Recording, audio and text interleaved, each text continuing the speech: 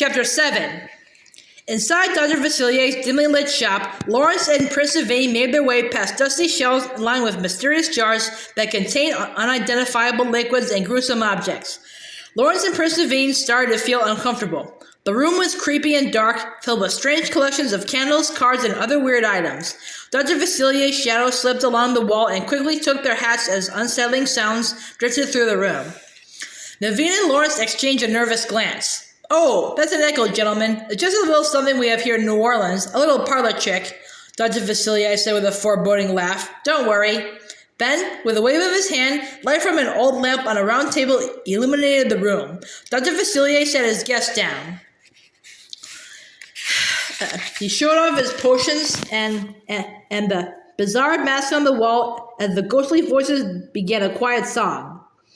With a snap of his fingers, a deck of cards appeared in Dr. Facilier's hand. The doctor fanned the cards enticingly and told Lawrence and Naveen to pick 3 each. Naveen was delighted. They were going to have their fortunes read. Dr. Facilier turned over Prince Naveen's first card and looked at it carefully.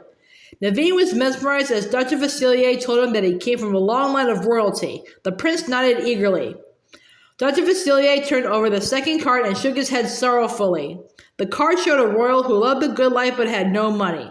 Mom and Dad cut you off, huh?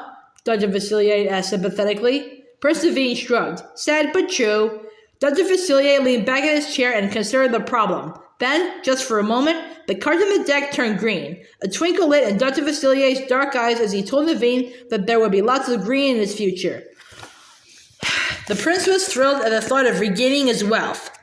Dr. Facilier turned over Prince Naveen's last card. It showed a prince living free from work and happy all the time. It was everything Naveen wanted. The grinning doctor then turned to Lawrence. Dr. Facilier flipped over the valet's first 2 cards. Lawrence stared as Dr. Facilier told him that the cards showed he'd been bossed and pushed around all his life.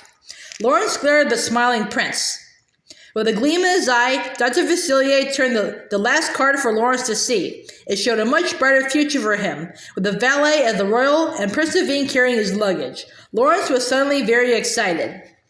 Dr. Facilier stood and held out his bony hand. Lawrence jumped to his feet and shook it hard. Prince Naveen hesitated for a moment, but then Dr. Facilier flashed another smile, and the prince shook hands as well. The deal was sealed. Dr. Facilier would bring green to Prince Naveen and respect to Lawrence. Yes, Dr. Facilier said.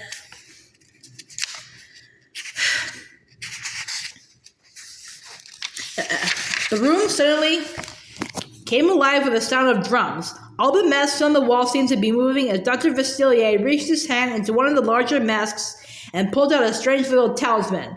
Facilier's terrifying shadow danced on its own against the wall. The voices in the room were singing wildly now. Prince Naveen sat frozen as he felt the room begin to spin. 2 powerful spirit snakes wrapped around his arms and held him tight as Dr. Facilier brushed the talisman against the prince's fingertips. To Naveen's horror, the room spun faster and faster, and the ghostly voices grew louder and louder. What was happening?